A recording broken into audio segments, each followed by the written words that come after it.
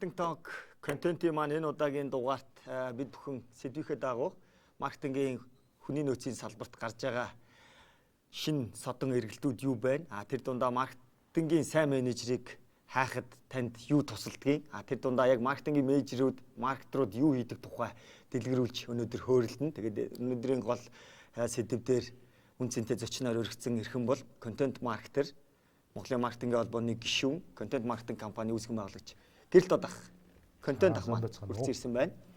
За түүний дэргэд байж байгаа энэ эмэгтэй бол Nano International компанийн ахуй гоо сайхны бизнесийн захирал. За мөн одоо бас яг энэ маркетруудыг хайж олоход маркетруудад ямар ур чадвар хэрэгтэй байдаг талаар одоо маркетингийн салбарт хамгийн бага шатнаас нь ахуулаад маркетинг эрхэлсэн захирал, маркетингийн бизнес эрхэлсэн захирал гэдэг ингээд олон карьеруудыг хийсэн амжилттай явж байгаа манай Од Гэрэл хүрсэн ирсэн байна. Та бүхэндээ өнөөдрийн мэнд хүргэе. За өдрийн мэнд хүргэе. За бүгдээрээ маркетруудын мэд чинь ер нь өнгөрсөн 7 хоногт юм уу сая өнгөрөх хугацаанд та хамгийн сүүлд шинэ маркетрыг ажилд зуучилсан уу? Эсвэл одоо Nano International компани маркетингийн ч юм уу бизнесийн газарт яг маркетрын ажлын байрны зар сүүлд орсон болов. Энэ талын яриагаар эхлүүл яаж байна? За надад бол яг энэ 7 хоногт бол яг маркетингийн менежер байна уу? Олон улсын билетийн каст ажиллах ийм хүн хэрэгтэй байна гэдэг ийм хүн одоо надаас асуусан. Ер нь энэ мэт асуултууд нөгөө би маркетингийн талаар юм бичдэг болоод ч тэрөө маркетинг холбоон байдаг болоод ч тэрөө хүмүүсээс намайг ингээд өөрийнхөө нөөцөнд асар их маркетруудыг аваад хадгалсан ингээд асуусан хүнд өгөө сууж идэг тэр гэж боддог баг л та. Гэтэл би ер нь баг амьдралдаа маркетингийн менежерээр хүн зурчилж ирсэн тийм туршлага бол байхгүй. Надад бас яг үнэхээр бардам байдлаар шууд ингээд санал болгочих одоо ажилгүй буюу ажилд орж амжаагүй тийм маркетрууд ер нь баг байдгүй. Тэгэхээр ер нь бол энэ эрэлт их байдаг юм байна гэдгийг бол анзаарсан. За би өөрөө бас маркетингийн үйлчлэгээ үзүүлдэг учраас тэр ажлынхаа туршлагаас үндэслээд харахад ч гэсэн ер нь бол маркетингийн албанд тодорхой нөөцүүд маш дутагдaltaй байдаг. Тэрийг ер нь бол бизнесийн эзэд нэг сайн ойлгож анзаардаг юм байна. Маркетинг гэдэг зүйлийг бас айгүй үн цэнтэй илүү чухалчилж авч үзэх ёстой гэдгийг бас арай ухаарч амжаагүй байдаг юм уу гэж бас анзаардаг. За манай дээр бол одоо яг сар гарангийн өмнө бол маркетинг брэнд хөгжүүлэлт трейд маркетингийн менежерээр бол ажлын байрны дор тавигдаад тэгээд 14 хоногийн өмнө бол шинэ менежертэй бол болсон. Тийм кейс бол байгаа. Та ажлын байрны ярилцлаганд нь орсон уу? Тэгээ сүүлийн шатны ярилцлагыг ер нь л хийж байгаа. За сүүлийн шатн дээр за брендийн одоо саний асуултан дээрээсээ үргэлжлүүлэх явах те. Брэнд менежер за эсвэл одоо брэнд хөгжүүлэлтийн менежер эсвэл одоо нөгөө танай компани өргөн хэрэглээний бараа бүтээгдэхүүний салбарын онцлогоос хамаарат бас эсвэл одоо маркетруудын ажлын байрны тодорхойлолт арай бас өөр байсан баг. Сүүлийн шатн дээр та одоо нэг 3-5 хүн үлдсэн багт нь нэгийг сонгосон баг. Юугийн онцолж сонгосон бэ? Яг нь манай салбар өөрөө нөгөө импорт дистрибьюшн борлуулалт тал руугаа арай илүү ажилладаг. Тэгээд яг маркетингийн ур чадвартай гэхээр медиа маркетинг биш трейд маркетинг голчилсан ийм ур чадвартай хүнийг хайж идэг. Тэгэхээр яадаг вэ гэхлээр илүү тооцоолон бодох чадвар өндөртэй ч юм уу те. Тэгээд одоо худалдааны салбарын мэдлэг ур чадвартай гэдэг тал руу нь голчилж тэр хүнийг хардаг.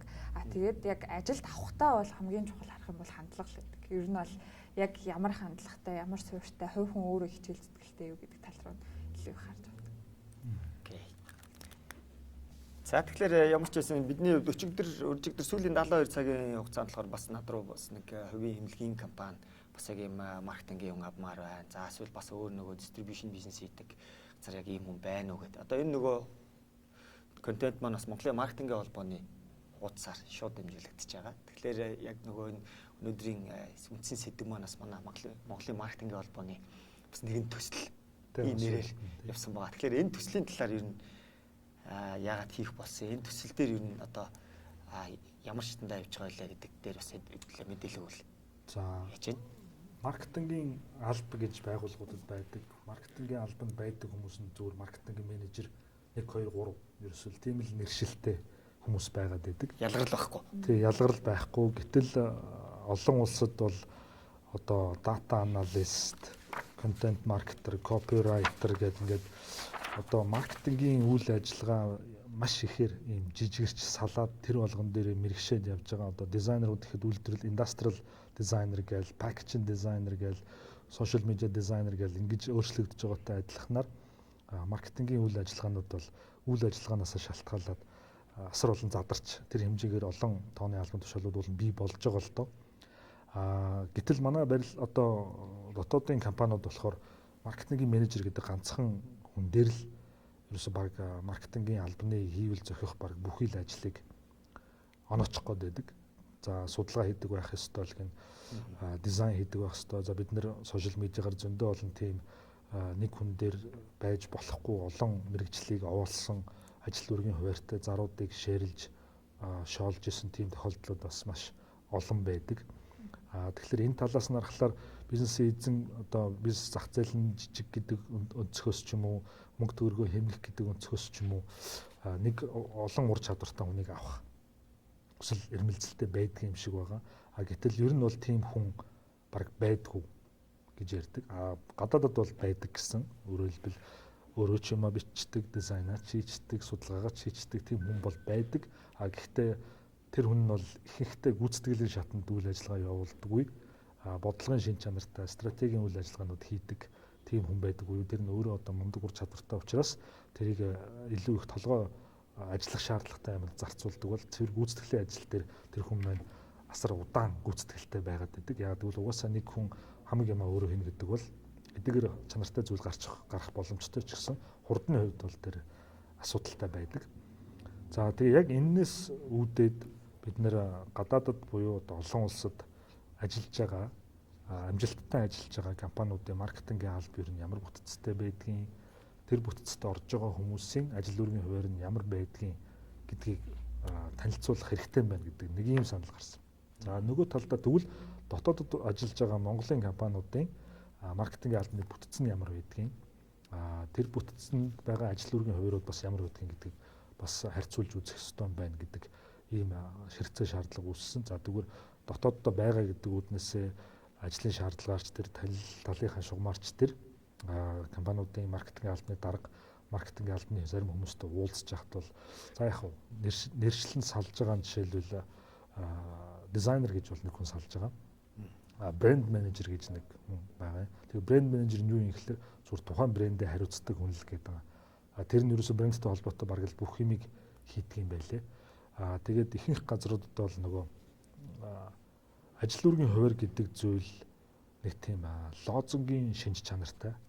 За тэгээд бас туршлагаас харахад ийм байгууллагын слоган, зорилго, зорилт, урай үг гэх мэт болон энэ ирээдүйд хүрэх гэж байгаа үр дүн гэх мэт зүйлсээ тодорхойлохдоо ихэнх байгууллагууд нэг ийм ретрит маягаар буюу одоо хотоос гарч нэг юм хийхлээр тэрийг нэг тийм яг үндсэн амьдрал дээр буусан бизнесийнхаа үйл ажиллагаатай холбох гэхээс илүү огт одоогоор бодит байдал дээр байхгүй байгаа сансрын юмтай холбож тэр юм ингээд зохиох гээд байдаг юм шиг санагддаг, ажиглагддаг. За яг тэрнтэй уялдуулаад ажил үүргийн хуваарийг ч гэсэн бас нэг тийм мөрөөдлийн жигсаалт маягийн гэхүү бодит байдал бас байж боломгүй тийм шинж чанаруудыг агуулсан байдлаар боловсруулад байдаг юм байлээ.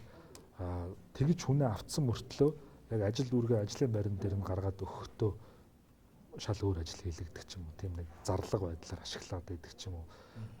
Би түрүүн бас нэвтрүүлгийн өмнө хэлж ирсэн. Юу вэ гэхээр телевиз, радио, сонин сэтгүүл, гудамжны самбар гэсэн уламжлалт олон нийтэд мэдээлэл хүргэдэг сувгууд ноёлдог байх үед маркетинг бол яг коммуникац суурьтай буюу асар их хэмжээний реклам сурталчилгаа хийж түүгээр бөмбөгдөж тэндээсээ одоо лид үүсгэж худалдаа авагчдыг бий болгодог ийм байдлаар явдаг байсантай уялдуулаад маркетингийн менежер гэдэг хүний үүрэг бол цэвэр медиа планинг хийдэг. Байгууллагын төсвийг медиа сургууль дээр хуваарлж зоодог. Баахан хэвлэх ажил, баннер хэвлүүлж тэрийг хаддаг. Нэг тийм ажиллаар л төсөөлдөг байсан. Тэр нь тухайн үедээ хэрэгждэг бол байсан үе бий. Тэгээд яваад ирсэн болохоор одоо ч гэсэн тийм байх ёстой гэдэг нөхцлөөр тухайн хүний ур чадварыг нэг хүн дээр бүгдээрээ байх ёстой гэж үзэж харж авах гэдэг бас юм тал ажиглагддаг юм уу гэж бодсон. За тэгээд энэ байдал дээр бас зөв ойлголт өгөх үүднээс маркетингийн холбоо энэ job description гэдэг судалгаа төслийн ажлыг эхлүүлсэн байгаа. Ер нь энэ судалгааны эцэст яах вэ гэхэлэр бид нэр бизнесийн байгууллагын хэмжээ, бүтэц, зорилго, чиглэл, салбарт ажиллаж байгаа байдал зэрэгээс зэрэгтэй уялдуулан тэр одоо бизнесийн байгууллагт хэдэн тооны хүнтэй маркетингийн алба байвал зохих, ямар ур чадварыг in-house хийх буюу одоо өөрсдөө бүрдүүлэх, ямар ур чадварыг гаднаас угаасаа чаддаг хүмүүсээр бүрдүүлэх гэх мэт ийм зөвлөгөөнүүдийг, зөвлөмжүүдийг өгөх зорилготой байгаа. Яг тийм зорилгоор л энэ төсөл анх яригдаж санаачлагдсан.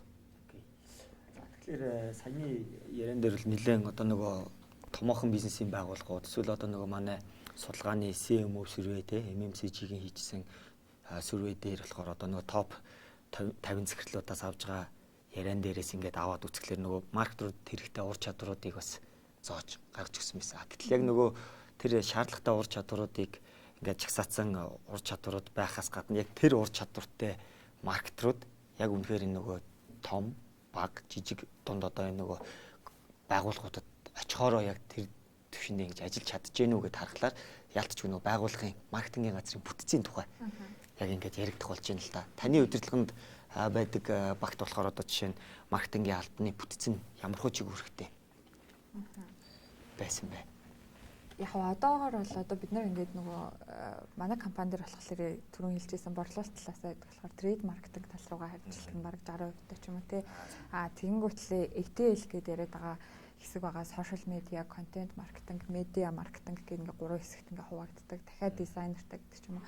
Түрүүн гэрэл татахын санаан дээр нэмэт хэлэхэд яг job description-тэй холбоотой зүйлэл ялцчгүй чухлаар тавигдах хэрэгтэй гэж санагддаг. Ягаад гэвэл одоо нөгөө ажлын байрны тодорхойлолт маань нэг талаасаа ажил олгогчийг одоо яг энэ ажлын байран дээр те ийм ур чадвартай хүмүүс манад хэрэгтэй шүү гэдгийг тодорхой болгож өгдөг. Нөгөө талаасаа ажил гориглогч маань за би ийм ур чадвартай учраас ийм ажил хийх юм байна. Хийхдээ энэ дараалттай ийм ажлыг хийх юм байна гэдгийг ойлгож орох тэр хамгийн чухал нөлөө үзүүлдэг. Энэ гапыг үүсгэхгүй тул бас job description гэдэг зүйл үнэхээр одоо чухлаар тавигдах хэрэгтэй юм байна гэж нэгдүгээрт ойлгоод байна. Хоёрт гэх юм бол нөгөө ажлын байрны бүтэц гэхээр одоо бид нар сүүлийн үед ингээ хараад байгаа юм нь илүү эйженси тал руугаа ингээд чиглэж ажиллах хэрэгтэй юм байна гэж бид нар бол шинэ залуу үеийн хувьд бол харж байгаа. Жишээлх юм бол юу гэдэг нэг одоо маркетингийн менежертэй ингээл дизайныг хийлгүүлээл, рекламыг хийлгүүлээл, контентыг хийлгүүлээл, постыг хийлгүүлээл тэ ингээд бүгдийг хийлгэх биш. Тэр чинь одоо нэг хүнд чинь ингээд уур чадрын хувьд ялгаа байдаг. Окей, бүгдийг хийж болно тэ. Гэхдээ одоо юу гэдэг арай илүү өнгөний мэдрэмж сайтай ч гэдэг ч юм эсвэл одоо видео чиглэлтэй илүү скиллтэй байснаа бичих чадвар айгу муутай юм байж болох байхгүй. Гэхдээ чи хийгээ хэлэх чинь гутал нэг нь сайн болол нэг нь муу болол ингээд тийм юмнууд үүсээд идэг учраас одоо бүх ингээд позишн болгонд ирээ тус нь бас гаргах хэрэгтэй юм байна.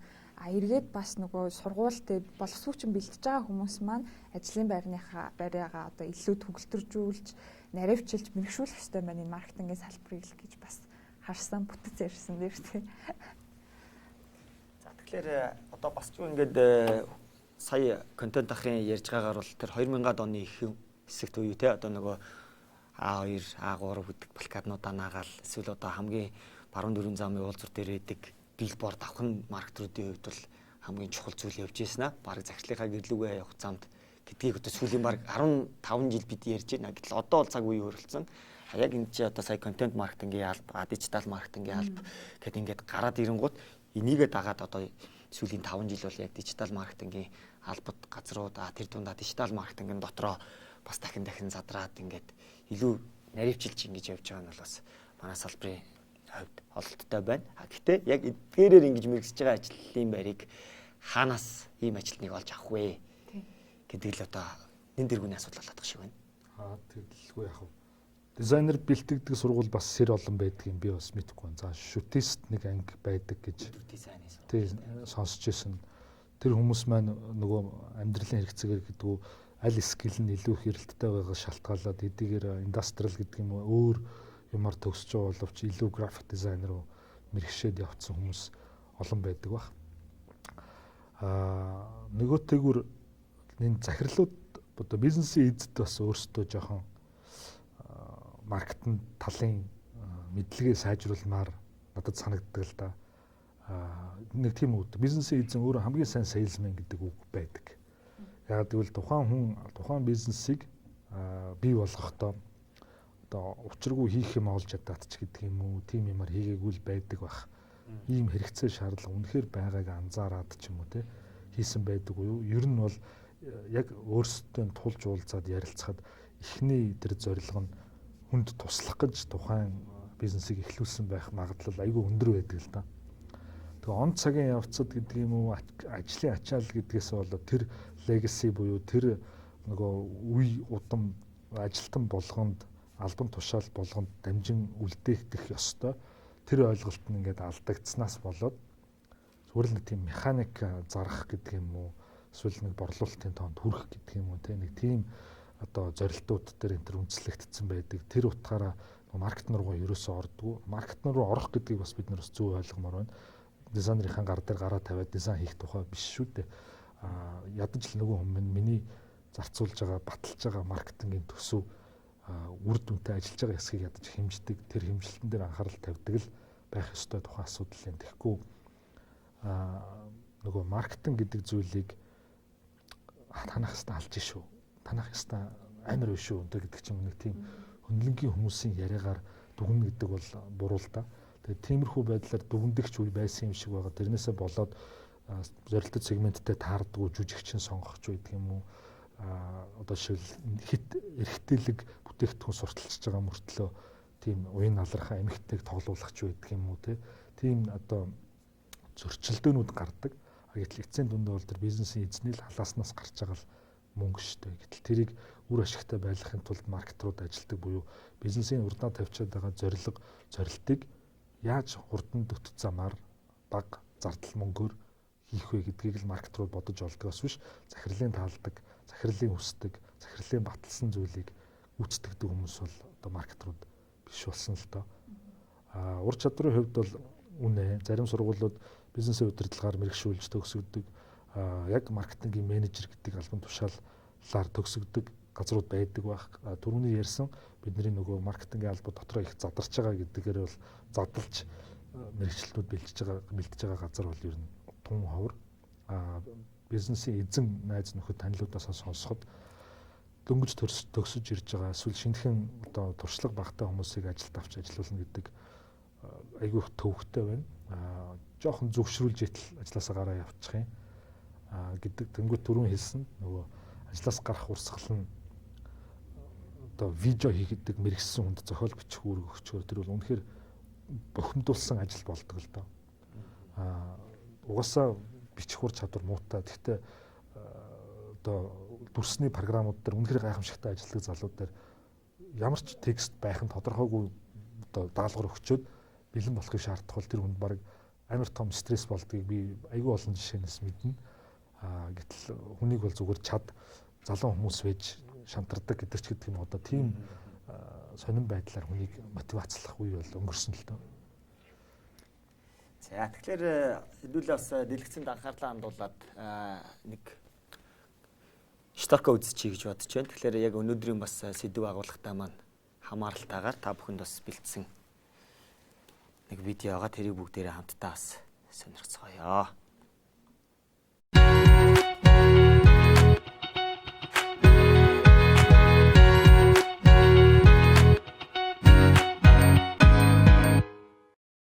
Цар тахлын үед болон цар тахлын дараах үед бизнесийн салбарт маркетингийн мэргэжилтний маш олон ур чадвартай байх гэдэг сорилттой болж байна. Маркетингийн албандаа чадварлаг боловсон хүчээ олж аавна гэдэг бол өнөөдрийн маш том тулгамдсан асуудлуудын нэг болоод байна. Бид нар 10 жилийн хугацаанд 10,000 маркетрийг ажлын байранд нь зуучлах зорилготой хүний нөөцийн мэргэжлийн агентлагийг байгуулад байна. Арт, дижитал, контент маш олон ажлын байр бий болж байна. Viral Agency нөрөө маркетинг зар сурталчилгааны салбарт олон жилийн туршлагатай баг учраас танаад ажиллах хүмүүсийг бид нар дотроо бэлдээд за дээр нэмээд зуучилж өгсөн хүмүүстээр нэг сарын үн төлбөргүй консалтингийн үйлчлэгийг үзүүлж байгаараа онцлогтой байгаа. Танай байгууллагт чадварлаг боловсон хүчин шаардлагатай бол маркетингийн төрөлжсөн мэргэжлийн viral talent хүний нөөц зуучлалын үйлчлэгийг санал болгож байна.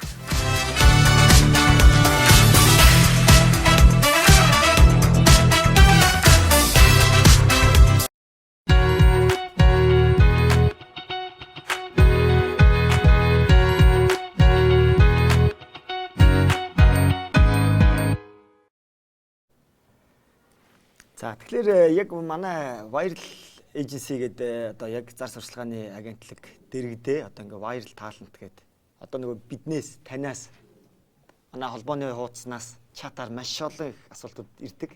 Маркетинг менежер байна уу гэдэг те. Тэгэхээр одоо яг энэ асуудлыг шийдээд ингээд энэ маркетингийн салбар руу нь илүү одоо тэр нөгөө ажил олгогч эздэд амар байх, хүний нөөцийнхний толгойн өвчин багасгах зорилгоор одоо ингээд хажуудаа маркетингийн одоо мэрэгчлэнүүдийг бэлтгээд тэгээд тэднийг топ компаниудад ажилд оруулдаг ийм үйлчлэгээ бас гарч ирж байгаа юм. Энэ баг саяхан өнгөрсөн 7 хоногт байна уу? Видеонд гарч ирсэн ийм сервис байна. Энэ дээр хэдүүлээ төвлөрч бас дараагийн хэсгүүдийг ярих гэж бодож байна. Энэ аутсорс юм уу? Шууд бэлдээд ажилд өгчих юм уу? Энэ дээр болохоор ерөөсөө шууд ажил маркетер хэрэгтэй байгаа хүн захиалгаа өгч чинь. Тэгэнгუთ тухайн ажлын байранд хэрэгтэй хүнийг өөрсдөн дээрээ байгаа дадлагдж байгаа ажилтнууд дээрээсээ аваад бас нэг зурчлаа. Нөгөө талдаа бас ажил оруулж өгчингуудаа тухайн хүнийг эхний нэг 2 сард нь дадлагжуулаад ментор хийгээд ингээ явах юм гоё хөтөлбөр бас. Одоо хөтөлбөр гэж дээ ийм бизнес юм тий. гарч ирээд байна. Үйлчлэгээ. Тий. Нүдэ олсон бизнес юм да. Танаа дээр ийм үйлчилгээ хэрэгтэй байна уу? Яг үннийг хэлэхэд бол айгүй хэрэгтэй л байна. Яагаад тэгэхээр одоо ингээл бидний тулгардаг асуудал ч идэрэхгүй. Би одоо ингээд ажил олгогч байлаа гэхэд хүн хэрэгтэй, яралтай л хэрэгтэй болдог те. Тэгэл ингээд хүний нөөцийн албар руугаа зогсоо загвал одоо болж гинөө алдж гинөө гайгүй хүн байна уу гэл та тэгэл олдохгүй ангуул дахиад нөгөө танилуд руугаа те. Одоо ингээд гэрэл дотохроо бичгнэ ш танд гайгүй хүн байна уу гэл ингээд гих мэтчлийн процессыг айгүй их явдаг. Тэгэл одоо яг нөгөө скиллтэй хүнээ олох гол нэг хүн ажилд авчвал тэр урт хугацааны юм учраас ингээд шууд хоёрын оронд бас хүн авчмааргүй байдаг гэдэг ингээд тэгэхээр үнэхээр ингээд сургаал яг ийм салбараа ойлгоцсон те нэг тодорхой хэмжээгээр маркетингийнхаа ямиг бүр ингээд ажлын байран дээр ийм байх хэрэгтэй байна гэдэг юм ойлгоцсон хүн ирвэл аюу хэрэгтэй л яг нэг хэлэхэд.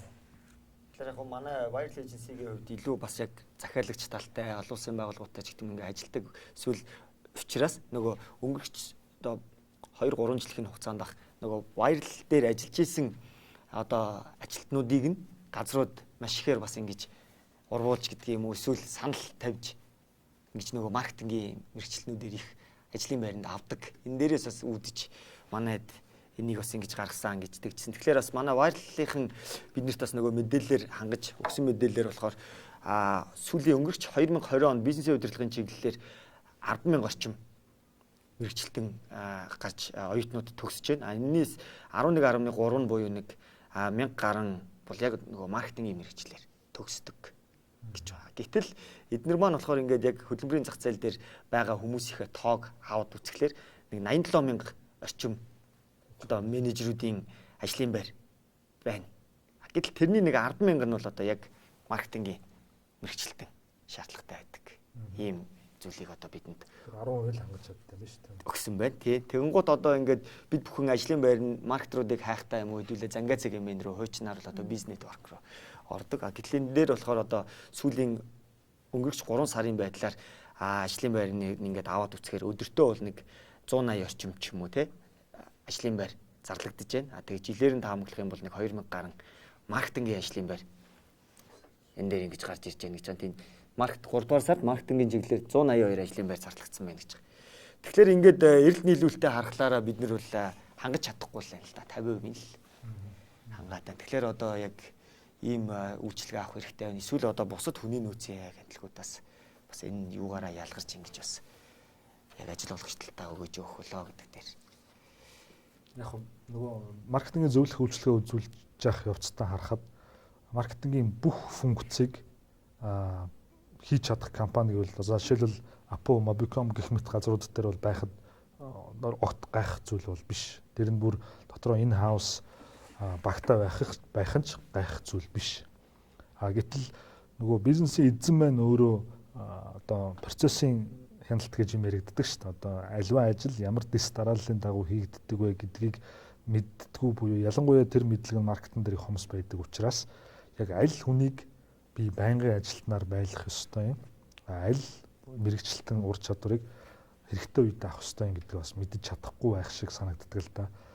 Тэгээд бодвол нэг хүн хурж ирэлгүй та өөрөө ийм видео багтаа болчих юм бол амар зардал юм нэ штэ гээл эсвэл тэнгуут баахан тоног төхөөрөмж гэрэл хөл микрофон гээл камера аваад ирэнгүүт технологиг бид нэр гүйцэж чадахгүй юу? Нөгөөх нь жил 2 жилийн дараа дараагийн загварууд нь гараал ирдэг тий. Тэнгүүт нь одоо сошиал медиа дээр орж байгаа зурагтаар гарч байгаа видеонууд чанарууд нь шал өөр болол эхэлдэг.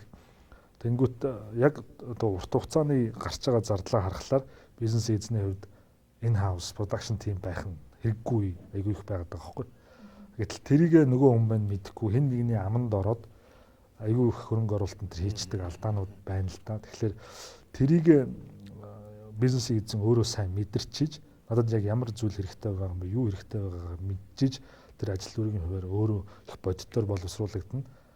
Олох хүнэж одоо хайж болох юм бол шууд хэл за тэгдэг хүн байна уу? Ингэдэг хүн байна уу гэдээ олчвол бүр аюу амар байхгүй. Тэгэхээр тэр бизнесийн эзэдийн мэдлэгийг би бол нэгдүгürt аюу сайн нэгдүүлэх ёстой байна гэж бодож байна. Нөгөөтэйгөр миний өгдөг зөвлөгөө гэвэл та нар өөрсдөө маркетер бол гэдгийг би аюу хэлдэг байхгүй. Захирлууд та нар өөрсдөө маркетер бол танаа энд сууж байгаа тэр хүмүүс чинь маркетингийн үүрэгтэй. Би ямар үүргийг тодорхойлоод өгөө. Дадвал чинь бүгдээрээ юм бичээд унна гэж байхгүй. Гэхдээ нэг иймэрхүү зүйл хийгээд байвал энэ чинь маркетинг муу гэдгийг хэлээд ойлгуулад өгөх хэрэгтэй юм шиг санагддаг. Угаасаа 90 орчим хувийг хангаж чадахгүй юм байна шүү дээ. Бид нэр төгсөж байгаа одоо шинэ болгосон хүчнээс бол. За тэгэхээр яг зайлшгүй томоохон байгууллагууд дээр бол маркетингийн газар эсвэл маркетингийн газар ч бол одоо Монголд бүр хамгийн том бүтц болоод тий маркетинг хэрэгслийн захирал нь одоо дэд захирлын үүрэг функцийгээ одоо онцтой бүтээгдэхүүн хөгжүүлэлтийн за сая ETL гээд ярьж байна тий сошиалын. Гэтэл одоо зар сурчлагын алба байдаг тэр үүрэг функцтэй хүмүүс бол яг тухайн одоо сэтгүүлчин юм эсвэл продюсер нь тий продюсер одоо яг ингэ бүтэн байгаад байх хэвээр одоо тийм ажлын байрыг биш нөгөө эйженсинүүдийн мэргэжлийн байгууллагуудаар нь бас ажлыг хийлгүүлэх тийм хөлбрийг бас манай маркетингийнхэн тэр дундаа бизнесийн эзэд бас ойлгосоо гэдэг поинтыг контент ах маань өгж байна. За тэгэхээр одоо шин тутам гарч ирж байгаа маркетингийн салбарт ажлын байрнууд юу байна те? Одоо сая өмнөх дугаарууд дээр бол одоо манай CX консалтингийнхэн орж ирэхэд бол одоо CX аналист ч гэдэг юм уу юм хүн гарч ирж байна. 5 жилийн өмнө дижитал маркетер гэдэг хүн байдгүй байлаа. Одоо бол байдаг болчлоо. Тэгэхээр энэ тал дээр бас шинээр гарч ирж байгаа ажлын байрны онцлогууд сая нөгөө ковидын үеэрч гэдэг юм уу те? Улдааны салбарт бол бас онцлогууд гарч ирсэн баг. Энэ дээр шинэ сата юм юу вэ? Яг маркетингийн салбарт гэсэн үг. Албанд. Тийм маркетингийн албанд шинээр гарч ирж байгаа одоо хэрэгцээ шаардлага үүсэж байгаа. хэрэгцээ шаардлага. Одоо яг сүүлийн үед бол яг гарч ирж байгаа юм дээр контент маркетер тал руугаа тий тэр чиглэл нь арай илүү бас шинээр гарч ирж байгаа харагдаж байгаа. Сүүлд одоо ковидын өмнө л дөө бид хэд ингээд яг гадны ингээл компаниудтай харилцдаг учраас очиод яг сургалтанд нь суун тий одоо нөгөө алдарт Нэлсингийн судалгаа гэх ингээд үзэл вау гэж хэлдэг. Тэгээд ангуут л яадаг вэ гэхэлэр сүүлийн одоо яг ковидын өмнө 2020 он дээр бид хэд сургалтанд суугаад судалгаа үзэж байхад хамгийн одоо худалдаа авалтыг тодорхойлж байгаа хэрэглэгчид маань өөрөө миллениалс үеийнхэн болцсон байна. Тэр хүмүүс худалдаа авалтаа яаж хийгээд байна вэ гэдэг тэгэхээр ерөөсөө ревю үздэг болсон тий. Одоо хуучин бол юу гэдэг найзаасаа асуун, аав ээжээсээ асуун, телевиз реклам харангуутлаа очиод авчдаг ч юм уу. Гэтэл тийм байхаа болцсон ерөөсөө ревю үздэг. Одоо хүмүүс юу гэж дүгнсэн байна, яаж хийсэн байна, сошиал дээр хайлтгийг гаргахад хамгийн түрүүнд яаж хайлтан дээр гарч иж гэдэг ч юм уу. Энтэй холбоотойгоор одоо яг нөгөө нэг сошиал медиа маркетингийн менежер, контент маркетингийн менежер ч юм уу. Тэр чиглэлийн одоо салбарын альбан тушааллууд, маркетингийн позишнууд илүү түгээмэл бас болж ирж байгаа харагдаж байгаа. Шинээр гэх юм бол тэ хуучнаар бол мэдээч хэрэг нөгөө медиа маркетинга хийдэг, трейд маркетинга хийдэг, промошн хийдэг хүмүүс аль байдгаар бол байна. Манайхан дизайнерыг айгүй хурдан олж харсан болов уу гэж боддог байхгүй яа. Тэгэхээр тий нөгөө сошиал медиа гэдэг юм хөгжөөд ирэнгүүт хэрэглэгч болон одоо брэнд хоёрыг холбож байгаа зүйл чинь контент л болж хурж байгаа байхгүй. Тэнгүүт бизнесийн эзэдийн хувьд хамгийн түрүүнд харсан зүйл нь ерөөсөө дизайнер л юм байна. Буюу пост гэдэг зүйлээр л бид нэр хүмүүстэй холбогдох юм байна гэдэг ийм ойлголт аваад ер нь бол дизайнерын эрэлт хэрэгцээ тэрнээс хойш бол асар их нэмэгдсэн болов уу гэж би боддог. Одоо дизайнинг компаниудаас хүртэл дизайнеруудаас хүртэл одоо маркетинг ялган захирлуудаас надад ямар асуулт ирдэг вэ гэхээр за бид нар бол ер нь хангалттай тооны пост хийж байна. Тэгтэл ажиллахгүй байна гэдэг байгаа байхгүй. Тэгэнгүүт тэрийг ингээд жоохон судлаад ухаад үзэнгүүт цэвэр копирайтинг ажлууд л байгаад байгаа. Одоо нөгөө одоо made to stick гэдэг ном байна. Тэр номыг уншсан хүмүүс бол миний юу ярих гэж байгааг төвөггүй ойлгох бах. Тодорхой сонгосон үг, тодорхой байдлаар бичигдсэн байдал зэрэг нь тухайн хүний анхаарал татах, шийдвэр авалт, худалдаа авах шийдвэр сонголт хийхэд нөлөөлдөг гэдэг нь шинжлэх ухаанаар батлагдсан байхад манайхаа тэгэрээ энэ гэдэг ч юм уу нэ тий. Нэг тиймэрхүү үг мүг юм уу зүйлэр ингээд эсвэл хэн нэгэн нөлөөлөгчөөр дамжуулаад бүх асуудлаа шийдчихнэ энэ гэж боддог бол айгүй өрөөсгөл болчиход байгаа юм л та. Тэгэхээр цэвэр копирайтингийн ажил болж хувираад байгаа. Копирайтингийн ажил болонгууд бичих ур чадварын асуудал зайлшгүй яригдаж байгаа. Бичих ур чадварын асуудлыг ханаас хайдаг вэ гэхээр бид нар уусаа контент маркетингаар, креатив райтингаар хэн нэгэн сургаж төгсгдөг учраас бид нар хамгийн түрүү сэтгүүлчээр ханддаг. Яагаад нөгөө контент маркетинг илүү эрэлттэй болж байна вэ гэхээр компьютер шаардлагагүй одоо юу гэдгийг дизайны компьютерийг хэлж байгаа шүү. Зураг авалт шаардлагагүй, видео шаардлагагүй, шууд текст бичиж болдог буюу хамгийн хурдан бүтээж болдог контентын төрөл бол текстэн хөлбөр байдаг л да. За та нар зарим эмчнэрийг дагдаг бол эмчнэрийн ихэнх бичдэг зүйлс дандаа текст байдаг. Тэр нь хүний амьдралд хэрэгтэй зүйл байдаг учраас хүмүүс тэднийг дагсаар л байдаг, бичсэн юм нь уншсаар л байдаг, амьдралдаа хэрэгтэй шийдвэрийг тэр дундаас гаргасаар л байдаг хөөх. Тэгэхээр бичих тухай асуудал нь нэгдүгээрт уран бичих тухай асуудал гэж байгаа. Хоёрдугаарт тогтмол бичих тухай асуудал гэж. Гинт биччихсэн хэд хоног алга болдог.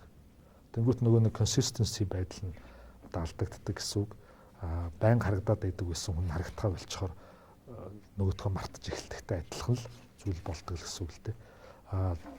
Някийн дөрөв хэлснээр дижитал маркетинг гэдэг үг л тухайн үед их шинэлэг сонсогддог байлаа. HubSpot гэдэг зүйлийг хүмүүс мэддэггүй байлаа. Одоо тэр үед чинь бүр вебсайтыг бүр мартсан тэр үе байсан шүү дээ. Одоо бол буцаад нөгөө вебсайт нь сэргэж эхэлж байна. Байгууллагууд аюу сайн вебсайттай болж эхэлж байна. Захирлын үг гэдэг имийг авч хайж байна. Бидний тухай гэдэг имийг авч хайж байна. Яг хамгийн түрүүнд хэн юу харддаг, хэнд юу харагддаг гэдгийг хүмүүс бүгд мэддэг. Тэр нь бүр UX дизайнер батлагдаад энэ төр явцсан учраас ер нь бол бүх юм ингээд загварчлалд ороод бүтцэн тодорхой болцсон. Тэр донд яг креатив байдал хүмүүст хэнд олон хүнд цөөн хүнд яг хэн төрөх үү гэдгийг шийдээд байгаа байхгүй. Тэгэхээр бичих ур чадвар бол хүмүүст аягүй хэрэгцээтэй болж байна. Тэр нэг анзаарэгдэж байна. Гадаадд бол түмэн мэргэжил уус тэр дата аналист энэ гэдэг бол одоо нөгөө биг датагаа цуглуулчаад манайд бол яг бүрэн дүр ашигладаг компани их ховор. Гадаадд бол тэр технологи нь хөгжсөн байна. Тэрийг уншиж чаддаг хүмүүс ч бий болцсон байна. Тэндээс нь контент гаргадаг хүмүүс бий болцсон байна. Одоо Amazon-ы амжилт бол ерөөсөө л тэр шүү дээ. Тэр AI гэдэг амар ажилласнаас болоод ахтар борлуулалтыг хийж байгаа байх гэж боддог тоо. Ялцгүй гэхдээ бичих ур чадвар бол айгүй чухлаар тавигддаг болсон. Бид нар бас сүүлд нөгөө бүтээгдэхүүн маань өөрөө хэрэглэгчид айгүй сайн мэдлэг болох хэрэгтэй тий. Гой сайхны бүтээгдэхүүн учраас арьсан юм байдаг гэдэг ч юм уу тий. Ингээд тэгээд маркетингийн менежерүүдээр ингээд нөгөө PR мэдээ бичүүлэхлээр бүтээгдэхүүн тал руугаа хит их ингээ орох гээд байдаг болоод тий. Тэгээд тэрийн гутал сэтгүүлч авч бид нар бас нэг хэсэг ажиллаж үтсэн. Сэтгүүлч шиг яг ингээ аутсорсонгоор аваад нэг сартаа нэг тэдэн нийтлэл ингээ бичүүлнэ гэдэг ч юм уу. Тэгээд аваад үзэхлээр бас яг нөгөө бүтээгдэхүүнээ тэр чинь бид нар ингээд уусгаж сурчлах гэдэг юм байгаа даа шүү дээ. Тэгмээ яг тэрлүүгээс 100% ингээ орж өгдөгөө. Нэг тал нь болохоор шууд ингээд бүтээгдэхүүнээ бичих гээд нөгөө тал нь бүр яг ийм educative тал руугаа ийм юм болцоод идэг. Тийм болохоор бас нөгөө маркетингийн одоо магадгүй дараачийн оронд гарч байгаа хүн бол сэтгүүлч нь маркетингийн майндсеттэй байх юм эсвэл маркетингийн менежер нь бичих ур чадвартай байх гэдэг л тийм бас юм шинээр гарч ирж байгаа санагдсан. Олон улсад бол сэтгүүлчид хувирсан байдаг. Том компаниудын Chief Content Officer гэдэг албан тушаал дээр дандаа том сэтгүүл сонингуудын ерөнхий редакторууд очсон байт юм билээ. Тэгэхдээ тэдний нөгөө арга барил энэ төр нь бас өөр л дөө. Storytelling гэж яриад байдаг. Storytelling бол бас л өөрөө загвартай. Тэр яг загвараар нь бичих юм бол айгүй утгартай юм гарна л та. Тэгэхээр бас дахиад creativity ур чадварын асуудал яригддаг. Тэр загварыг яаж эвдэж хаана яаж оруулах вэ гэдэг. Өөрөөр хэлбэл нөгөө millennials уу тэрнээс доошх генерашнууд бас нэг юм уншиж байсан. Яг утсаар ярих фобиатай болцсон. Дуудлага авах дурггүй.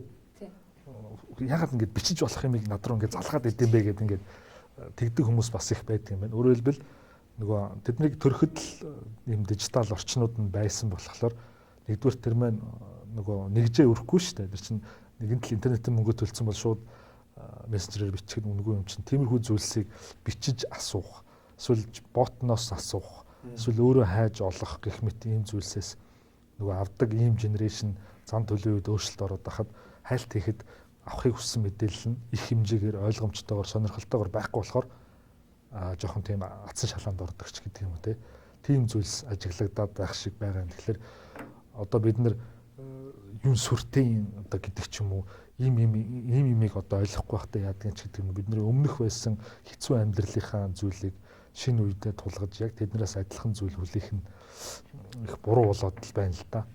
Тэрийг бид нар хүүхдүүд дээрээс л анзаарч байгаа шүү дээ. Гэтэл хүүхдүүдтэй ч адилхан зах зээл тэнд байж байгаа гэдгийг бас бодох ёстой л тоо.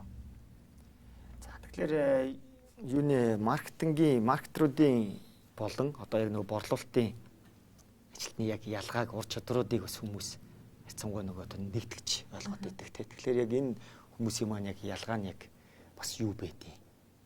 Тэ энэ дээр одоо танай бизнесийн салбар дээр бол илүү яг онцлогтойгоор танд харагдаж байгаа шүү дээ ялгаа нь бол. Яг манайх одоо ингээд хоёр хэсэг хуваагдана л та. Тэг яг брендинг хөгжүүлэлт, маркетинг гэдэг хүмүүс нь тустай хэсэгтэй, сейлс суурьтай хүмүүс нь тустай тий. Сейлс суурьтай хүмүүс бол яах ёстой гэхээр ерөөсөө хилцэл хийх ур чадвар дээр л бүх юмнууд нь явагдчихэдэг тий. Харилцагч нартай очиод negotiation хийдэг, тохиролцоо хийдэг. Дараа чинь одоо нөгөө нэг байгууллагад ашиг авчрах бөгөөд борлуулалтыг нэмэгдүүлэх тэр юмнуудыг санал болгож идэг. Маркетингийн хэсгийн хүмүүс нь бол цэвэр одоо төлөвлөлт, стратеги тодорхойлдог, эргээд нөгөө эцсийн эрхлэгчдийг татах тий. Яаж одоо тэр хүмүүст брендийг хэрхэн яаж бүтээж зах зээл дээр байршуулж хэрэглэгчдэд хүргэх үү гэдэг тал руугаа илүү толгойгоо ажиллуулдаг. Борлуулалтын юм бол цэвэр тоо руугаа л арай илүү их ордог. Шууд ингээд товчхон ялгаа гэвэл тийм л гэж хэлэхээр байна. Нөгөө худалдаа авагчийн аялал гэж юм байгаа шүү дээ тий. Тэрний 3 дахь үе буюу одоо нөгөө нэлээд хэмжээний судалгаа хийцэн тухайн бүтээгдэхүүн буюу өөрт хэрэгтэй үйлчлэгнийхээ талаар нэлээд хэмжээний судалгаа хийчихэд эргэлзээд байж байгаа ингээд конверт хийгдэхэд бэлэн нийт шийдвэр гаргалтынхаа бараг 70% нь гаргацсан 30% нь дутуу гэдэг. Тийм үед сейлсмен орж ирээд 30% нь гүйцээдэг гэж ярьдаг. Өөрөөр хэлбэл борлуулалтын цэг дээр байгаа хүн тийм ажил хийх ёстой гэж одоо онлоор бол үздэг л дээ. Тэгэхээр нөгөө сейлсмен байна. Ядаж л нөгөө хүнээс хараад эсвэл ганц хоёр асуулт асуувал энэ аль шатны худалдан авагч вэ гэдгийг таньдаг. Тэгээд би ямар контент энэ хүнд ярих вэ гэдгээ шууд мэддэг. Шууд борлуулалтын нөгөө цэг дээр ирсэн байгаа бол энийг тодорхой хэмжээгээр educated болсон харилцагч гэж үзээд конверт хийхэд нөгөө хүнтэй юу амлахгүй байх гэдэг зүйлсээ мэддэг тийм л хүн байдгийн болов уу гэж би бас одоо тэр онлоор нь хөөж бодоход бас тэгж бодогддог. Одоо ингэ хүмүүс ингээл маркетинг гээл тэгэхээр шууд борлуулалт авчих хэрэгтэй гэж ойлгодог те. Яг тэр хоёрын дундлын хүн бол би бол яг трейд маркетингийн менежер гэж хэлмээр байгаа. Яагаад тэгэхээр худалдааны маркетингийг хийж байгаа хүн бол яг цэвэр нөгөө дундын харилцагч болон эцсийн харилцагчдад офер санал болгож идэг. Тэр нь тодорхой хэмжээгээр хөнгөлөлтч байдаг юм, урамшуултч байдаг юм уу? Эсвэл та ингээд дэлгүүрт ороод ингээд үзэн гутал янз бүрийн гоё чимэглэлтэй лангуунууд ч юм уу, гоё ширээнүүд ингээд байж идэгтэй. Тэр чинь нөгөө хэрэглэгчийг ингээд атракт хийх гээд байгаа, худалдаа авалтыг шууд хийлгүүлэх гээд байгаа л маркетингийн нэг хэлбэр ахгүй, худалдааны маркетингийн. Тий, шопер тал руугаа илүү бас орчдөг. Тийм болохоор одоо ингээд юу гэдэг медиа маркетинг чи бүр ингээд тусдаа, трейд маркетинг нас тусдаа, сейлс нас тусдаа гэдгийг ойлгох хэрэгтэй байна. Тэг хүмүүс тийм маркетинг гэлтэхээр за чи тэгвэл одоо энэ сурталчилгаа цэцэд хэдэн төгрөгийн борлуулалт авчрах уу гэлээс тэгэл байдаг юмнууд байдаг тийм. За тэгэхээр бид нэр одоо нөгөө ажлын байрныхаа тодорхойлтуудыг хийхэд одоо ингээд job description-ийн тухай, маркетингийн job description-ийн тухай ингээд үзэн гут бидэнд бол одоо маш олон ажлын байрнууд гарч ирж байгаа. Тэгээ маркетингийн мэргэжилт нь яадгийг, маркетингийн одоо нөгөө судалгааны мэргэжилт нь яадгийг, аналист хийдэг хүмүүс нь яадгийг, гал ингээд эсвэл одоо ивент менежер нь яадгийг гал ингээд бид нар чинь анх тооцоолж үзэж байхад чинь баг маркетингийн мэргэжилт нь маркетингийн албанд байх ёстой хүмүүсийн ажлын байрны тоог гарахад хэд багцаа тоо гарч илаа. 40-50-д гарч илүү бүр баг 90 гарч илүү яалаа.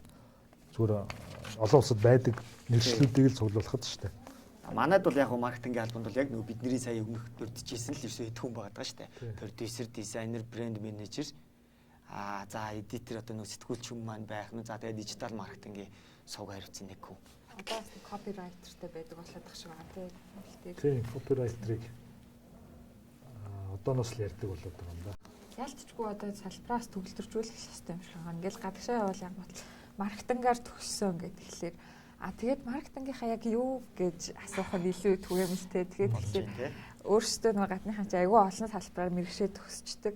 Бид нар ойлгонгот маркетинг гэж төгсчээд байдаг. Нас жоохон султаалгаа харагдаад. Маркетингийн ажлын нөгөө маркетруудыг бэлтгэж байгаа сургуулиудын нөгөө одоо сайт руу н ороод сая бас Сүхбаатарын талбай дээр нөгөө сургуулийн үзэсгэлэнгүүд бас гарч ах шиг байна. Тэгээд ингээд харангуут одоо хайсing бизнесийн сургуулийнх нэг өөр, санхүү эдийн засгийн сургуулийнх нэг өөр, мөсийн бизнесийн сургуулийнх өөр, худалдаа үйлдвэрлэл мандахынх ч гэдэг юм ингээд ороод үзэхлээр яг нөгөө маркетингийн мэрэгчлэтнэр төгсөөд гараад юу их вэ гэдэг юмар л одоо нөгөө шинэ суралцагчийг л татж байгаа мессежүүд нь бол бас амар мессежүүд бол бас байлээ. Тэгэхээр одоо нөгөө тэр гой сайхан юмд нь хувтаад гэдэг шиг юм эсвэл нөгөө орж ирэнгуудаа тэр шаардлагуудад нь нийцэхгүй ажлын байраа төгссөд гараад ирж байгаа бизнес удирдлагаар төгсөн маркетрууд болж байгаа гэсэн хүмүүс ингэж гарч ирээд байна. Тэгэхээр эднэрийн ойлголтыг бас өөрчлөх тал дээр манай маркетингийн холбоо менторшип хөтөлбөрийг бас хэрэгжүүлээс одоо 3 дахь жилдээ байна уу те.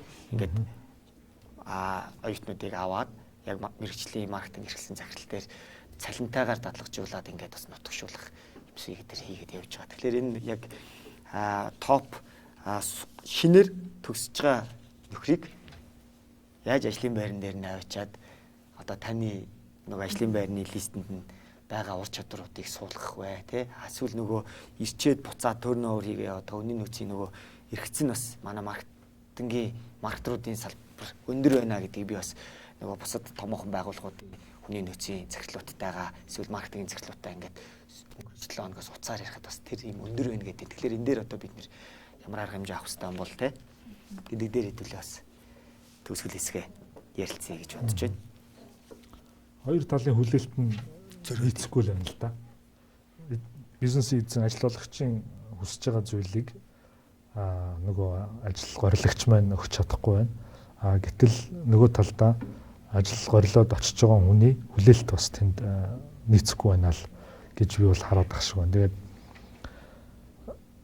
одоо бизнесийн эзэдтэй уулзж байхад надад бол тэд нар маань л жаахан мэдлэгээ нэмэгдүүлчихүүл гэж бүр зайлшгүй айгүй их бодогдчод. Яагаад гэвэл эцсийн дүндээ бол тэр хүний л мөнгө шүү дээ. Тэр хүний л мөнгө үр ашигтай байх хэрэгтэй байхгүй. Бид нэр хязгаарлагдмал нөөцдөр ажиллаж байгаа. Бүгдээрээ ашиг хийхийг хүсэж байгаа. Бүгдээрээ ашигыг тогтмол байлгахыг хүсэж байгаа. Тэгэнгүүт бизнесийн ерөөсөө гол зорилго юу вэ гэхээр өмнө нь бол бид нэр мөнгө ашиг орлого олдог байх гэдэг л ийм туйлын зорилго тавьдаг байсан бол одоо тогтмол тасралтгүйгээр зах зээлийг креат болж явах хэрэгтэй гэдэг зорилго яриад байгаа байхгүй. Тэгээд тэр нь цаад утгаараа задлахаар дандаа харилцагчийн тог нэмж тэлж явах хэрэгтэй л гэдэг зарчим ярьдаг. Тэгэхээр одоо бид нэр эрүүл мэндийн салбараар ярихад бол айгүй би тэгж жишиж тайлбарлахад бизнесийнхэн бас их ойлгодог. Тэр нь юу вэ гэвэл та ямар нэгэн өвчин тусчаад тэрийг чинь ангаадаг хүнийг олоод тэр нь таны урд өмнө сонсож байгаагүй шинэ сургаг маш сайхан үнэн зөв хэрэгтэй мэдээллийг ингээд өгөөд ахлаар та тэрэндээ ингээд итгэж эхэлдэг. Тэр эмчтэй итгэж эхэлдэг. Хамгийн энгийн жишээ бол бидний мэддгэр шүдний эмч өсч байгаа. Тэр хоёр хүн дээр бид нар бол ер нь бол бусад үйлчлэгчнүүдтэй харьцуулахад хамгийн олон давтамжтайгаар урт хугацаанд очих магадлал өндөр байдаг. Тэр хугацааны эцэст нөгөө хүн биднэрт бүтээгдэхүүн шахахад ер нь бол за бугаагаар хэлэхэд бүтээгдэхүүн шахаж байгаа шүү дээ. За та энэ имийг уугаарай. Эсвэл та ийм юм хэрэглээрэй. Ийм усны эсвэл арсны юм аваарай гэхэд нөгөө хүн ямар ч асуулт асуухгүйгээр огтхонч эргэлзэхгүйгээр тэр өнөө шийдвэрийг дагдаг байхгүй. Яг энэ шиг брэнд тэр эмч шиг, тэр үсчин шиг, тэр гоо сайхны хүн шиг, тэр шүдний эмч шиг тэр хүний итгэлийг олох хэрэгтэй. Яг тэгвэл тэр эмч тэр хүнийг хүүхд байгаас нь үдсээр байгаад одоо шүдэнд гоё харагдаж байгаа бол тэр бол үнэхээр сайн эмч мөн байна. За тэр эмч ч гэсэн зөвлөсөөр байгаад тэр хүний биеийн байдлыг сайн байлгаад байгаа бол тэр хүний хэлсэн болгон үнэн зөв байгаад ирсэн л юм бол тэр хүнд шууд итгэлэн төрж байгаа байхгүй. Тэгэхээр контент гэдэг зүйл тэр эмчээс гарч байгаа үг, эмчийн хэлж байгаа бүх зөвлөгөөнүүд ярьж байгаа болгон ч л контент шүү дээ. Тэгж бодож уулын бизнесүүд өөрсдөө контентоо тогтмол тасралтгүй хийхгүй болохоор нөгөө trust гэдэг юм брэнд хэрэглэгч хоёрын дундах итгэлцэл гэдэг юм ерөөсөө бүрлдэж өгөхгүй байгаад байгаа. Тийм зүйлийг чинь одоо контент маркетингийн слоган нэм байхгүй. Уламжлалт медиа бол таныг ямар сайн од болох тухай ярьж өгд юм аа. Энэ охин бол гоё штэ гэж ярьдаг. Контент маркетинг бол харж байна уу би од байгаа үз гэж харуулдаг гэдэг зүйлийг ярьдаг байхгүй. Тэгэхээр би ирээдүйд бол нөгөө нөөцөө үр ашигтай зарцуулахын тулд энэ копирайтинг, контент маркетинг ур чадрууд байгууллагын ин хаус орчинд бий болох юм бол ирээдүйд аюу их мөнгө хэмнэн нөгөө талаараа брендийг одоо билд болоход илүү их тус болно л гэж боддог. Одоо бизнесийнхэнд би бол жишээ нь одоо надаас за би job description-аа сайхан боловсруулахын тулд яах ёстой юм бэ? Маркетингийн албаа зөв бүрдүүлэхийн тулд яах ёстой юм бэ гэж асуувал би ийм л зөвлөгөөг өгнө. Бизнесийн байгууллага болгон өөрсдийн одоо тухайн жилийн стратеги, зорилго, зорилт гэдэг ямиг тодорхойлсон байдаг. Бизнес төлөвлөгөө гэж бичдэг. Бизнес төлөвлөгөө зөвхөн тоон дээр үндэслэсэн биш, өмнөх жилийн тоог тодорхой хуваар ахиулсан гэдэг тухай биш. Бизнес өөрөө брендийнхаа судалгаа хийх ёстой. Өрсөлдөгчдийн дунд хаана яваад байгааг харах ёстой. Тэр дундаасаа бид нар юугаар илүү юугаараа дутуу юм гэдгийг харах ёстой.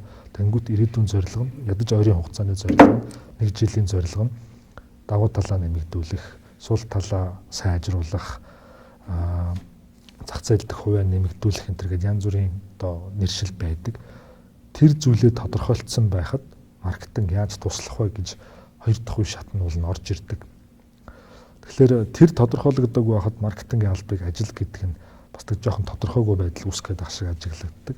За хоёрдугаар маркетинг өөрөө стратеги тодорхойлж болоод байгаа сүүлийн үед. Яг гэвэл маркетинг зөвхөн коммуникацийн ажил биш болж хувираад бүтээгдэхүүний тухай ажил, бүтээгдэхүүн хөгжүүлэлтийн тухай ажил болоод ирэнгүүт хэрэглэгчдтэй хамгийн их ойрхон ажилтдаг нь маркетингийн алба байдаг. Учраас эцэстээ бүр бизнесийнхаа стратеги руу хэрэглэгчдийн одоо хүсэл эрмэлзлийг биелүүлэхийн тулд нөлөөлдөг ийм алба болж хувираад байгаа. Тэгэхээр нөгөө зах зээлээ судлах ёстой гэдэг зүйлийг зайлшгүй хиймээр байна. Тэр судалгаан дээр үндэслэж юмнууд гармаар байна гэсэн. Зүгээр манай нийт бүтээгдэхүүний нөгөө 80% нь импортоор орж ирдэг гэхлээр харамсалтай ихэнх нь цаашаа бүтээгдэхүүнийг хөгжүүлж болохгүй бүтээгдэхүүнийг одоо бид нар зарж борлуулдаг гэсэн үг. Тэгэхээр ижил төсөөтэй бөгөөд шинж чанарын хувьд үнийн хувьд адилхан бүтээгдэхүүнүүд зах зээл дээр их байдаг. Энэ байдал зарим хүмүүсийг жоохон тэнэглэл рүү хөтэлдэг. Өөрөөр хэлбэл жоохон галзуу маркетинг хийх гэдэг л гэсэн үг. Хамгийн энгийн жишээ бол тэр Екатерина шоп байна. Гэхдээ тэр бас тодорхой хэмжээгээр тэр үл би муу жишээнд авахгүй байгаа. Тим өрсөлдөгч олон байгаа учраас тийм үйлдэл хийж хүний анхаарал татхаас өөр сонголт байхгүй байна гэж би бол хардаг байхгүй. Тэгэхээр судалгаагаа хиймээр байна. Өөрсдөө хаана яваагаа хармаар байна. Тэгжиж стратеги тодорхойлохгүй бол зөвхөн өмнөх жилийн датан дээр үндэслээд стратеги тодорхойлох юм бол учирлах тэтэлтэй. Тэгэхээр нөгөө нэг гэп үүсэж байгаа шалтгаан ялцчгүй бас ажлын байрны тодорхойлолт гэдэг юмтай. Гэхдээ энэ нөгөө хоёр талт харилцаа байх хэрэгтэй харагдаад байгаа хгүй. Нэгдүгээрт ажил олгогч өөрөө тодорхойлолтоо гаргахтаа яг энэ хайж байгаа позишн дээр маань ямар ур чадвартай, юу хийх чаддаг тийм хүн байх хэрэгтэй юм бэ гэдэг аягүй сайн нарийн тодорхойлох хэрэгтэй юм тий. Энэ тэндээс нийтлэг юм авч тавиа. За ерөнхийдөө нэг юм байх байлгүй дээ гэд тавьчихлаарэ нэг хүн ороод ирдэг. За бараг болох юм шиг байна гэ авчингуутлаа биш байна гэ дараа нь хүний авсныхаа дараа нэг гэв гарч. Хоёр дахь нь болохоор юу яаж байгаа тий. Нөгөө ажилд орж байгаа хүн маань ажлын байрныхаа тодорхойлтыг асуудаг байх хэрэгтэй. Ажилд орохоос өмнө тий. Тэгэхгүйгээр ингээд амар гой групп компани пүүх юмстай аягуулаа гой компани гэсэн Blue Sky-д орстой юм байлээ. Орчиг ингээ орчдөг. Тэгээ ороод үтсэн чинь чи энийг хэвлээрээ тэрийг ингээрээ гэдэг ажлаас үгүй штэ би аягуулаг ажил хийнэ гэж өөрийгөө ботсон гэд ингээд тэр нөгөө нэг тал нь тодорхойлолтоо зөв гаргаагүй нөгөө тал нь тодорхойлолтоо ойлгохгүй тэгээ ингээ орчингуутлаа 2-3 сарын дараа аль нь ингээд болох уу гэдэг дээр ингээ тулчаад байгаа байхгүй. Тэгэхгүйгээр л ерөөсөө тэр тодорхойлолтоо ойлгодог тэрийг ингээд нэг одоо one page дээр гэдэгтэй болчоод орох хэрэгтэй л гэж. Тэгэх юм бол одоо нөгөө нэг энэ эргэлт маань бас багасах хэрэгтэй нэгдүгээрт хоёр талангуутал ажилд авцсныхаа дараа нөгөө ажил олгогч тал маань нөгөө хүндээ бас ингээд нөгөө байгууллага ойлгуулах, соёлдоо суулгах, нутагшуулах юмнуудыг бас аягүй сайн хэрэгтэй юм санагдаад байна. Сүүлд би ингээд нөгөө ажилд ороод ирсэн шинэ хүмүүсээс ингээд асууж хахаар та нар яагаад гарсан, яасан, өмнө нь яасан гэхэлэр ихэнх кейс нь бас удирдлагатай холбоотой байгаа. Гэхдээ ерөөсөө шинээр ажилд орсон хүнд итгэл өгөх юм айгу баг гэдэг ч юм уу те. Нэг ажил өгөөл жоох удаа л хэлчихэл за би өөрөө хийчихье гэд ингэж урдуур нарч хийсээр хагаад нөгөө хүнийгаа буцаагаад мохоох ч юм уу тийм асуудлууд гардаг учраас тодорхойлолтуудаа бүгдээрээ ажил олгогч нь сайн хэрэгтэй байна. Ажилд орж байгаа хүн тэрийг ойлгож иж орох хэрэгтэй байна. Ороод ирснийхаа дараа харилцан суралцаад юмаа хамтдаа бүтээх хэрэгтэй байна л гэж харагдаж байгаа юм да. Тэгэхээр ажлын байрны яг нөгөө ажлын заруудыг одоо харахаар за харьцан бол бас нөгөө зангаа юмын сая сүүл шинжилгээг текстүүдийг хуулж авч тавих болцсон байлээ. Тэгэхгүй бол ерөөсөө яг ингээд хуулаад тавьсан ажлын зарууд маш өөрийнхөө ажлын байранд яг ямар хүн хэрэгтэйгээ мэдж өөрөө тавихгүй нөө бэлэнчлээд өөр газрын маркетингийн менежер эсвэл олон нийтэд харилцах ажилд аавна гэдэг зарыг 50 гутаа эсвэл 4-5 зараас 2-3 мөрийг авчирнгуудаа нийлүүлээд тавьчихаар нөгөө бирчиг маркетингийн менежерийг бүтээх гээд тамлцдаг. Гэтэл яг бид бодит байдал дээр болоод ирэхээр саяны таны тэр ажлын байрны ярилцлаганд орохдоо яг миний ажлын байрны тодорхойлт яг юу вэ? Юуг хариуцах вэ гэдгээ нэгт бас зөрөгтэй асууж чадахгүй байна. Хоёрт бас яг нөгөө тэр нь тодорхой биш яг нөгөө бизнес нетворк дээр юм эсвэл өөр линкдин дээр оруулсан нөгөө буруу ажлынхаа зараар хүнтэйгээ ярьчихлаар нөгөө хүн яг өөрийнхөө хийж чадах зүйлийг юм уус ингэж гаргаж өгч чаддаггүй тэр юм зүйлсүүд бас байна л да тий. Тэгэхээр одоо нөгөө холбооноос хийж байгаа энэ төсөлтэй ажлын байрны тодорхойлолт гэдэг төсөл бол бас айгүй хэрэгтэй одоо бас нүдэ олж байгаа том төсөл байх юм байна тий. Тэгээд viral talent-тэй хийж байгаа энэ ажлаас хөрсөн дээрээ энэ шинэ маркетингийн менежерүүдийг буулгаж өгнө гэдэг манаас ажил олгогчид бас хэрэгтэй үйлчлэгээ болж гарч ирж байгаа юм байна л гэж. Нөгөөтэйгөр бас маркетрууд маань, маркетингийн холбоо маань энэ маркетингийн ажил, маркетингийн үүрэг функц гэдэг юм юу байдаг талаар бас зорилт хүмүүст ойлголт өгөх мэдлэгийг бас өгөх хэрэгтэй гэж тэрэн дээр бас анхаарал тавьж ажиллах ёстой л гэж бодож байна л доо. За тэгээд бизнесийн эзэд бол нөгөө судалгаа хийх ур чадвартай гэж жишээ нь тавьчихдаг. Гэтэл ер нь салбарын судалгааг бол нэг хүн хийнэ гэж бол ер нь баг байхгүй шүү дээ. Тэр бол физикли буюу биеийн чадамжийн хувьд ч тэр цаг хугацааны хувьд ч тэр нэг хүн тэрийг ганцаараа дангаараа хийнэ гэдэг бол тун төвхтэй. Тэгэхээр судалгааны ажлыг бол жишээлбэл би бол дандаа аутсорсыг гадны компаниар хийлгээ, чаддаг газраар нь хийлгээ гэдэг юмыг яриулдаг. Нэгдүгээр, хоёрдугаар бизнесийн болон маркетингийн стратеги дүүгийг тодорхойлдог хүмүүс бол тийм бүтэн цагийн ажлыг явж байгаа хүн баг байдаг л дээ. Тэд нэр өөрсдийнхөө ур чадварт ер нь бол нэлээд сайн мэрэгчсэн учраас тэр ур чадвараа олон компанид зарж ашиг олохыг илүүд үздэг. Тэрний тэгэхгүйгээр зүгээр нэг газар тогтмол цалин аваад суух тийм сонирхолгүй байдаг. Тэгэхээр бас тэр стратеги буюу тэр гол чухал хамгийн чухал баримтчгуудыг боловсруулдаг ажил бол гүйцэтгэл нь аутсорс байвал бас их тохиромжтой байдаг. Гэхдээ түрүүн хэлсэнчлэн том жижиг компанийнхаа хэмжээнээс шалтгаална. За тэнгууд гүйцэтгэлийн ажил ороод ирэнгүүт одоо жишээлбэл би маркетинг дээр яадаг вэ гэхээр маркетингийн контентын төлөвлөгөөнүүдийг ингээ гаргаад өгөхлөөр тухайн төлөвлөгөөн дээр жилд хэдэн ширхэг контент хийгдэх, тэдгээрийн хэдэн видео байх, хэдэн нийтлэл байх, хэдэн график дизайн контент байх гэдэг нь гараад ирдэг. Тэгэнгүүт ер нь сарын контентын хэрэгцээ нь сараараа гараад ирэхлээр сарын төсөв нь гараад ирдэг. Тэгэнгүүт ер нь нэг ийм төсөвтэй, продакшн төсөвтэй манай компани ажиллах юм байна гэдэг захирал харахад ч амар байдаг. Эсвэл том зургаар нь харахад нэг танилтайгаа ч юм уу. За би чамайг видео продакшныхаа багаар сонгоё. Гэхдээ хоёулаа жилийн гэрээ байгуулъя.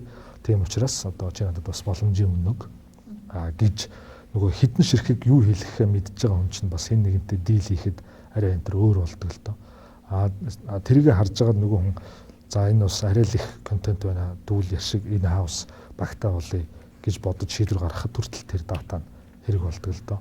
Тэгэхээр тэр энтрийга тооцчиж маркетингийн багийнхаа бүтцийг гаргаарай, мөн ур чадвартай үнэ хайгаараа. Түрүүн хэлсэн одоо манад ерөөсө бичдэг хүн л алга гэх юм бол бичдэг хүнийг зайлшгүй бүтэн цагийн ажилтан байх хэрэгтэй. Бичдэг хүн бол аудиоч төр, видеоч төр контентын суурь болдог, бүх юмний суурь болдог. График дизайн контентын ч хувьд ч гэсэн гих мэтчлэн. Гэтэл видео бол тийм биш, их биш байх шаардлагатай бол видеог заавал орон тооны ажилтан байх хэрэггүй ч гэдэг юм уу. Энэ байдалтайгаа уялдуулж юмаа сонгохгүй бол одоо нэг хүн дээр бүх юмыг оноодог зүйл бол бас хэцүү болсон. Гэхдээ тийм хүнд бас оноож болно. Хэрвээ тийм хүнтэй ажилд авцсан бол гүйцэтгэлийг хурдан шаардах бас их төвөгтэй шүүл гэдгээ бас хүлээн зөвшөөрөх хэрэгтэй л гэдэг. Маркетингийн эйженси хийгээд одоо ингээд ажиллаж байхад одоо яг нөгөө захиалагчдаас ирж байгаа гол поинтууд бол яг л энэ байгаа юм л та тий. Ерөөсөө манай компани амар тийм том биш ээ. Тухайн байгууллага том юм уу жижиг юм уу байхаас хамаарат нөгөө хэдий тооны ямар хэрэглэгчдэд хэдий тооны борлуулалт хийх гээд байгаа юм те. Тэнгууд одоо яг тэр борлуулалт бизнес стратеги дээрээ тусцсан байгаа төсвийнхөө орж ирэх боломжтой орлогынхоо төдийг нь маркетингда зар сурталчилгаан дээрээ зарцуулж ээж ийм дайны төлбөр олж ирнэ гэдгийг бас нөгөө хүмүүс мэдчих яахгүй бол эсвэл яг нөгөө фрилансер байгаа ганц дизайнер аваад нэг фэйсбүүкийн 20 пост хийчихэд байгаагаа контент гэж бодоол тэрийгээрээ яг маркетинг хаалаад байна гэж бодоод байдаг. Эсвэл зорилтод биш өөр нэг нөгөө анх яриа эхэлж байхад хэлсэн таны нөгөө дам нөлөөлөгчтэй инфлюенсер салбарт одоо яг нөгөө бүтээгдэхүүн онцлогтой хэрэглэгчийг нь хүлээж авахгүй тийм сегментийн нөхрөөр үр дүнгuu зардлууд гаргаж чад байдаг. Тэгэхээр эцсийн дүндээ бол бизнесийн эзэн зарцуулж байгаа нэг төгрөгөө буцаагаад нижгээд төгрөг болгож авмаараа бол сайн маркетертай бай. Сайн маркетерыг олж авах гэж байгаа бол job description буюу ажлын байрных нь тодорхойлтыг гоё урлах хэрэгтэй байна. Харин нөгөө урлагдсан гоё ажлын байрны тодорхойлолтод харин маркетерууд маань өөрсдөө өөрийгөө зарж чадчихэв нөө гэдэг асуултаар төгсгөлийнхөө хэсгийг хай гэж бодож байна. Тэгэхээр маркетерууд өөрсдийгөө ерөн зарж энэ өөрсдөө одоо маркетингийн салбарынхаа бас одоо соён гээгэрүүлэх гэдэг шиг те өөрсдийгөө зарж өөрсдийгөө PR хийж чадчихэв нөө гэдэг дээр та хоёрын маань бодол ямар байна? Зарч нэмэр усгүй гэж одоо миний пэйж би чинь пэйжтэй гэдэг шиг. Таны пэйжээс давхар явж байгаа тэгээд тийм би чинь бас веб хуудастай гэсэн чинь бас веб хуудасаа дуусгаагүй. Хүмүүсийг би дуусгах талаар загинж зөвлөдөг мөртлөө өөрөө тэр ажлаа хийгээгүй явж идэг. Тэгэхээр тэр өөрийнхөө ажлын чухлыг ойлгох тал дээр бол үнэхээр сул учир дутагдaltaй байгаа гэдэг бол хүлээн зөвшөөрнө. Энэ тал дээр юм хийх ёстой гэдэг бол ухаарц тэрийг эхлүүлсэн явж байгаа. Тэгвэл яг тэр жишээн дээр хүртэл аваад үзэхэд л ингээд вебсайт чинь юм байлээ. Вебсайтыг ухсрах технологиуд нь бүгд бэлэн байгаа. Тэг яаж тексттэй зураг оруулах нь ч хүртэл айгүй ойлгомжтой. За тэгэнгүүт л нөгөө текстэн зураг нь бэлэн биш болонгот вебсайт нь огт дуустдаггүй ингээл яваал гэдэг нэг тийм ажил болж хувирдаг юм байна лээ. Ингэж ийм асуудалтай айгүй олон бизнесийн байгууллагууд байдаг юм байлээ. Гэхдээ энэ манайх тэгсэн тэгээд аль дэвэн галавт доменийх нь хугацаанд дууссан. Эсвэл зүгээр доменийхаа мөнгийг төлөөл яваад байдаг ч юм уу тийм газрууд энэ төр хүртэл байгаад байдаг юм байлээ. Тэгэхээр тэр маркетингийн ажлын ач холбогдлыг ойлгуулах тал дээр учир дутагдaltaй ажиллаж байгаа мэднэ. За тэрийг бас ойлгуулах гэж яг ажил авах гэж байгаа хүнтэй бол үнэхээр их мэдээлэл өгдөг. Ер нь хөндлөнгөөс харахад бол тархийг угааж байгаа юм шиг л юм хийж байгаа л нэг арай хийж ажил авч байгаа байхгүй. Тэр үнийгээ тэр тийм байдлаар л соён гээгэрүүлжил байна л та. Тэгэнгүүт бас нэг тийм эд шидтэн хөлсөлдсөн юм шиг бас аяглах гэдэг тал байдаг. Одоо ингээл сарын дараа манайх алан үстэй. Бодлуулалт төсөөл гачин юм болно үстэй ч гэдэг юм уу те. Тэг. Алхнаа л гэдэг. Тийм гэтэл маркетерууд бол эд шидттэй хүмүүс бол тийм юмыг шууд хувиргадаг энэ төр хүмүүс бол биш шүү. Тэгэхдээ нөөцөө чинь үнэхээр ирээдүйд одоо үр ашигтай байх дээр тусалдаг л хүмүүс. Тэгэхээр нөгөө гендеч вэ гондоч вэ гэдэг шиг боловс хүчиндээч асуудал байна. Бизнес эзэдтэй ч асуудал байна. Тэгэхээр юмс их өөрчлөгдөж байна гэдгийг бид нар бас хүлээн зөвшөөрмөр байна. Юмс их өөрчлөгдөж байна. Генерашн гэдэг зүйл бид нар өмнө ярьдгүй байсан бол одоо ярьдаг болж байна. Тэр хүмүүсийн амьдралын хэм маяг асар өөр болж байна. Бид нар одоо 70-аад оны хүмүүс бол нөгөө хоёр системийн дунд байсан.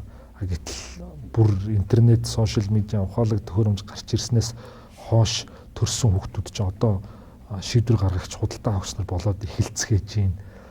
Гэтэл тэднэртэй бид нар зурагт үзчихсэн байх үеийнхаа одоо менталитетээр ажиллаад иж бас болохгүй л болцоод байна л да. Ажлын харилцаан дээр хүртэл.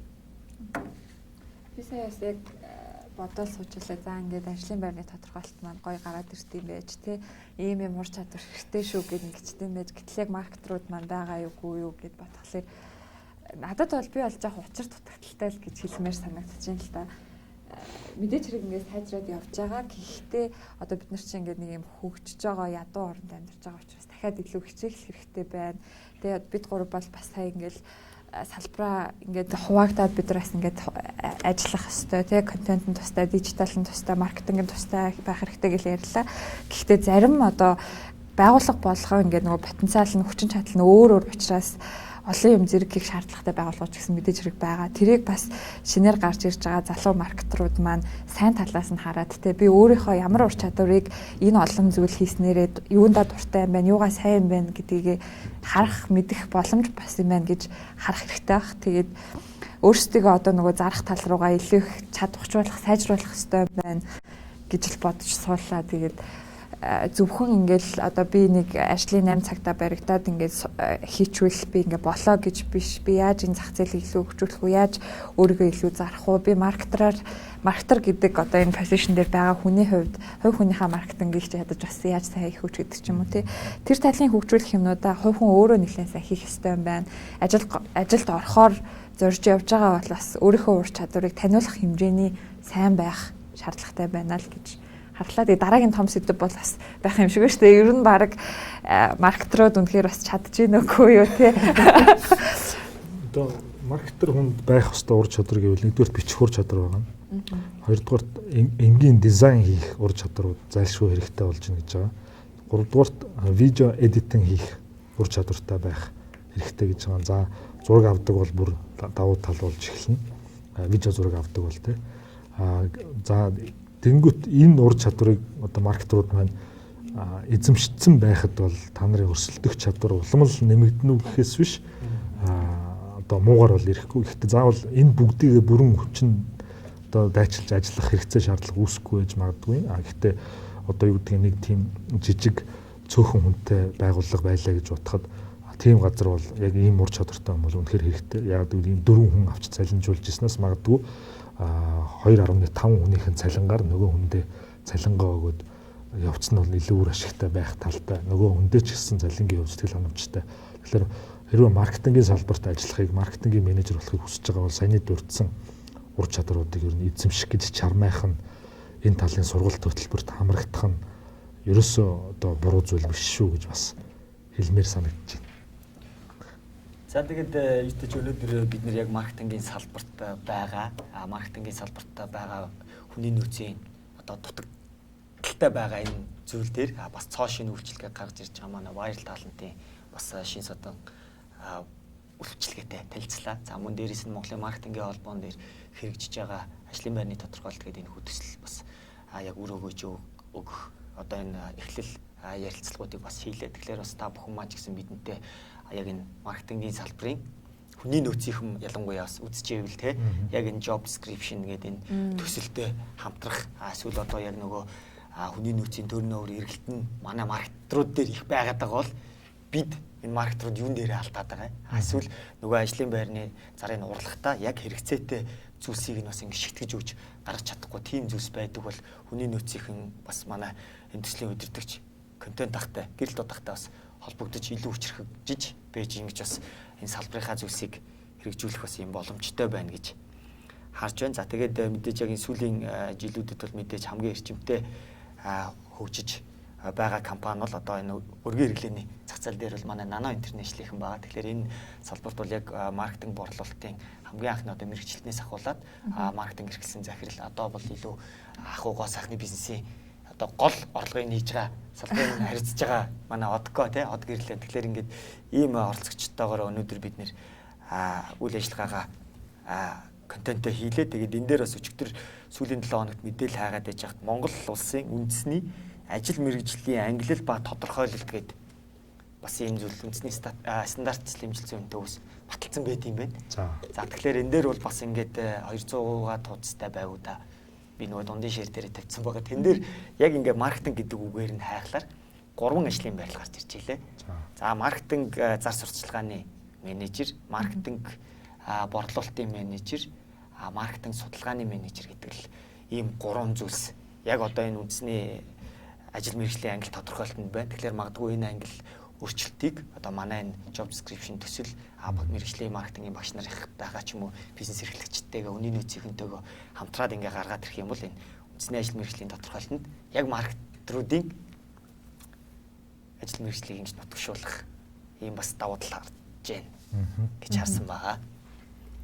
За тэгээ өнөөдөр бидний урилгыг хүлээж авч Монголын маркетингийн салбарт маркетруудын юу хийдэг, ажлын байрныхын тодорхойлолтод юу оруулах ёстой болоо оруулж болохгүй талаарх санал сэтгэлээ хуваалцсан зочдтой баярлалаа. Контент За, маркетинг баярлалаа. гэрэлтүүд Nano International компаниг төлөөлж манай од гэрэл оролцлоо. Тэгээд энэхүү контентийг та бүхэнд маркетинг зар сурталчилгааны MN Agency за видео контент та бүхэнд өнгө дүрсний гайхалтай мэдрэмжээр дуу дүрсний одоо чанартай энэхүү контентийг ингэж хүргэж өгч байгаа. Дууны найруулагч, техник дүрснийхэн за энэ контентийг агуулгыг бүтээлцэхэд оролцож байгаа. Видео контентын Оргил медиа компанийн та бүхэнд ингэж хүргэж байгаа. Тэгээ өнөөдөр бидэнтэй Wirel Agency, Монголын маркетингийн холбоо, Nano International контент маркетинг компани зэрэг ийм газрууд маань оролцлоо. Танд чадварлаг ажлын маркетрууд хэрэгтэй байвал Wirel таалантад хандаарай гэж хэлье. За баярлалаа. За баярлалаа. Баяр таа.